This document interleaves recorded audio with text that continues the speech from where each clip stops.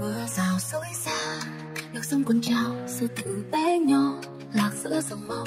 Bám víu hòn đá, tiếng kêu yếu ớt, chợt nghe tiếng quạt, một sáng hạnh phúc. Vịt con tìm gan tràng sườn, mũ phớt